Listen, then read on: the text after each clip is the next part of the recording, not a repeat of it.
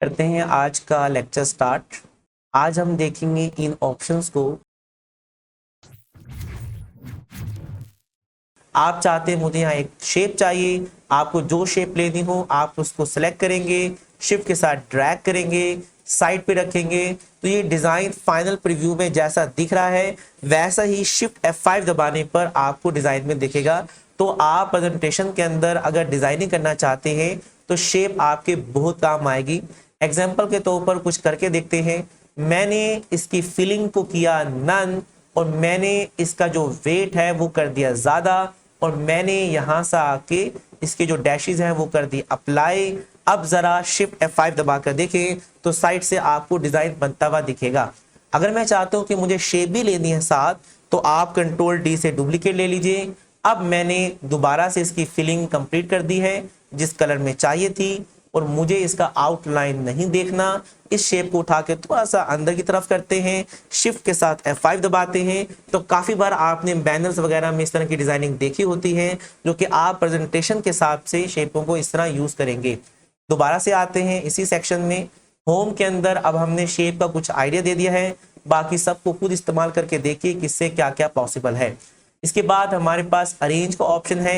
Arrange को समझने के लिए मुझे लेनी होगी शेप, तो हम आते हैं शेप के अंदर, किसी एक शेप को ड्रैग करते हैं, कंट्रोल D से डुप्लीकेट, एक और शेप एंड कंट्रोल D से डुप्लीकेट। हमारे पास 3 शेपें अवेलेबल हैं, तीनों को हमने कंट्रोल A से किया सेलेक्ट।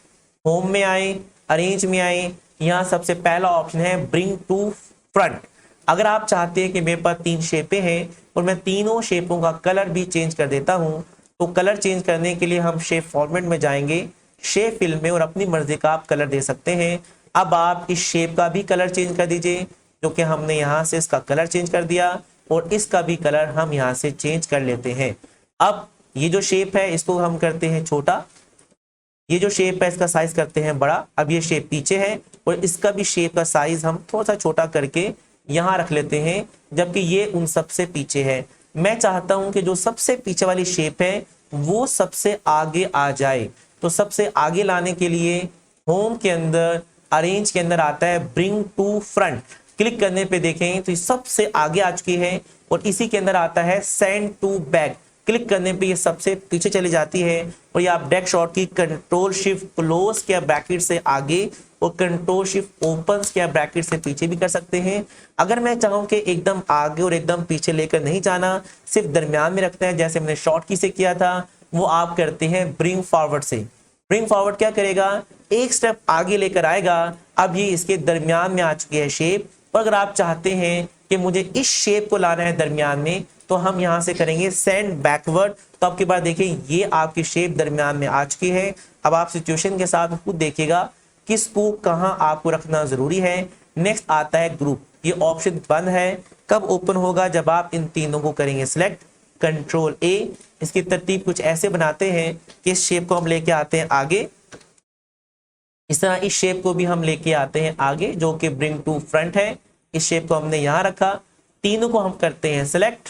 सेलेक्ट करने के बाद अभी हम करते हैं अलाइन।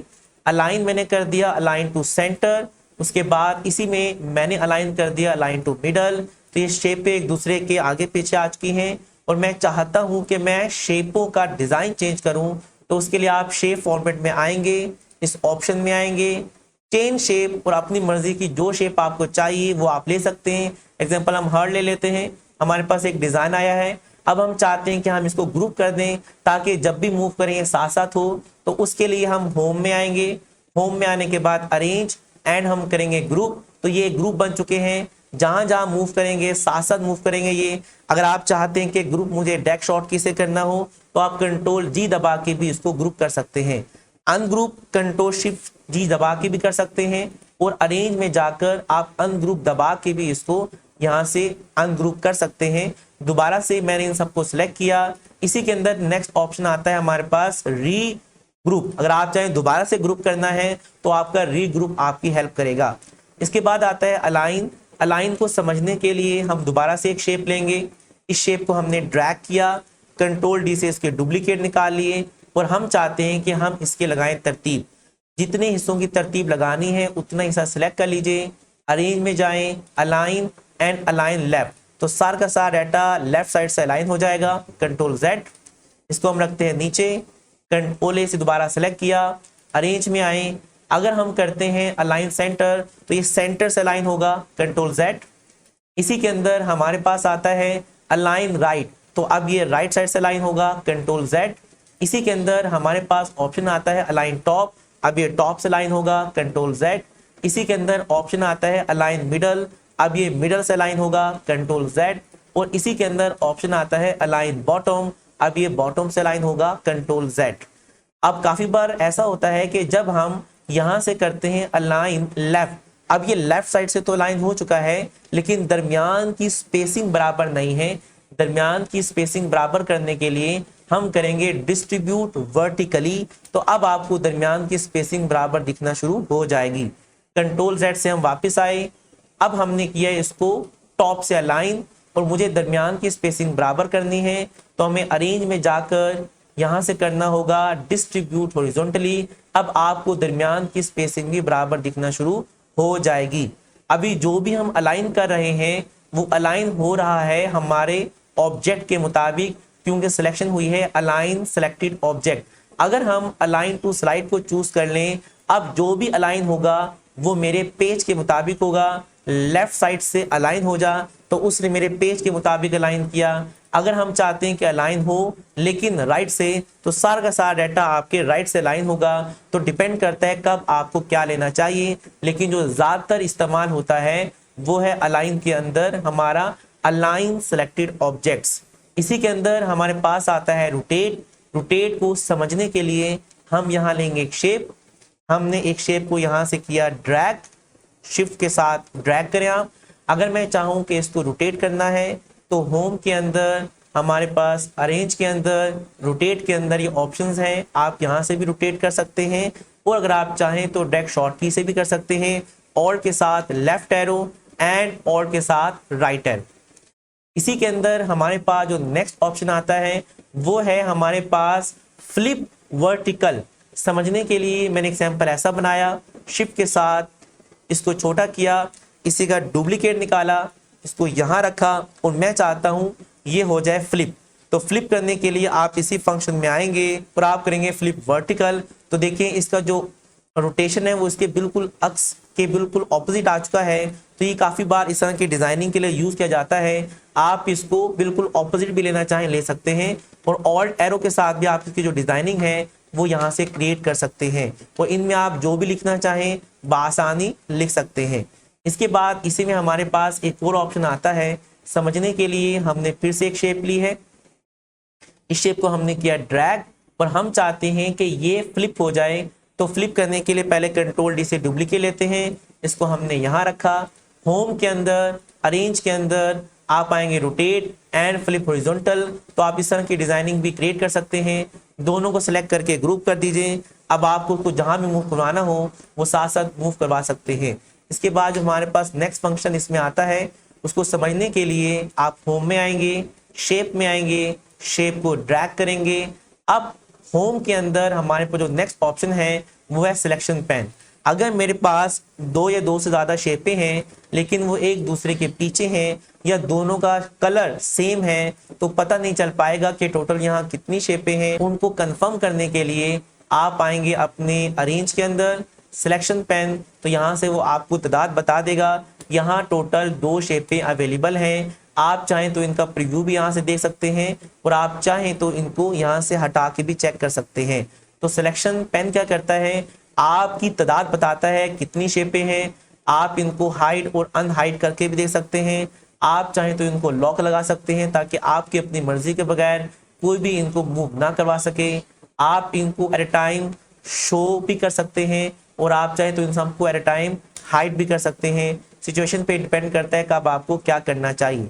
इसके बाद जो नेक्स्ट ऑप्शन हमारे पास आता है स्टाइल। समझने के लिए पहले इन सबको हटा देते हैं, दोबारा शेप में आते हैं। एक शेप को हमने किया ड्रैग और मुझे इसका करना है स्टाइल चेंज। तो उसके लिए आप क्विक स्टाइल में आइए, अपना पॉइंटर जिस पे रखेंगे उसी हिसाब से स्टाइल चेंज करेगा। अंदर राइटिंग भी दिखा रहा है तो समझने के लिए यहाँ एक नाम लिख लेते हैं हम, रूहान कंप्यूटर। इन सबको करें सेलेक्ट, साइज को किया बड़ा। अब आप इस शेप को उठा के रखें यहाँ साइड पर। अब जैसा डिजाइन यहाँ दिख रहा था वैसा ही आपकी शेप के ऊपर अप्लाई करके देगा। सिचुएशन के हिसाब से खुद देखेंगे आप कौन सा आपको यूज करना चाहिए अपने काम के हिसाब से। ज्यादातर ये बहुत इंपॉर्टेंट है जो कि ट्रांसपेरेंट होता है। अगर इसके पीछे कोई तस्वीर भी होगी तो वो इमेज भी दिखेगी और आपको शेप भी दिखेगी और प्रॉपर राइटिंग भी दिखेगी। अगर आप चाहते हैं कि मुझे तो इस शेप का कलर अपनी मर्जी से चेंज करना है तो आप यहाँ से भी कर सकते हैं। आपको आई ड्रॉपर का यूज करना भी मैंने बताया था। आप नो फिल भी कर सकते हैं। आप इसके अंदर पिक्चर भी डाल सकते हैं। अगर कंप्यूटर में कोई पिक्चर हो तो आप यहाँ से उठा के जरूर डाल के देखें कैसी दिखेगी। आप इसमें ग्रेडियंट्स कलर्स भी इस्तेमाल कर सकते हैं और आप चाहें तो इसमें टेक्सचर्स कलर्स भी यूज करना चाहें यूज कर सकते हैं। इसी के अंदर आता है हमारे पास आउटलाइन। अगर आप चाहते हैं इसका आउटलाइन का कलर चेंज हो जाए आप वो भी कर सकते हैं। आप चाहें तो इसके वेट को कम ज़्यादा कर सकते हैं और आप चाहें तो यहाँ से इसके जो स्केच्ड है ये लेटेस्ट वर्जन में अवेलेबल होते हैं। अगर आपके पास आए तो आप इन सबको एक्सप्लोर करके जरूर देखें। इसके अंदर डैशेस अवेलेबल हैं। जिस तरह का डैश पॉइंट आपको चाहिए आप यहाँ से इस्तेमाल करके देख लीजिएगा। उसके बाद हमारे पास आता है शेप इफेक्ट। समझने के लिए मैंने शेप का जो कलर है वो कर दिया ज़रा लाइट सा ताकि समझना आसान हो। और यहाँ से हमने इसकी आउटलाइन कर दी नन।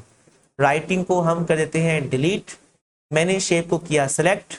अब आप आ जाए होम में, शेप इफेक्ट में अपना पॉइंटर आप जिस पे रखेंगे वैसा ही डिज़ाइन आपको कंप्यूटर बनाकर दिखाएगा। आप चाहे तो उसके शेडोज भी अप्लाई करके देख सकते हैं।